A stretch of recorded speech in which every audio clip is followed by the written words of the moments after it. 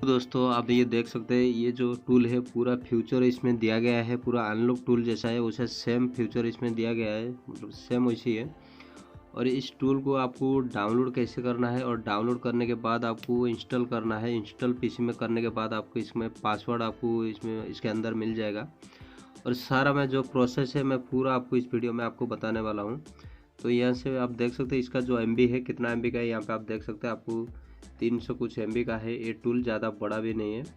तो इस टूल को आपको डाउनलोड कर लेना है। डाउनलोड करने के बाद आपको फाइल एक्सट्रैक्ट करना है। एक्सट्रैक्ट करने के बाद उसी के अंदर सब कुछ मिल जाएगा, लेकिन आपको वीडियो को कंप्लीट देखना है तभी जाके आपको इस टूल को रन कर पाएंगे, ओपन कर पाएंगे।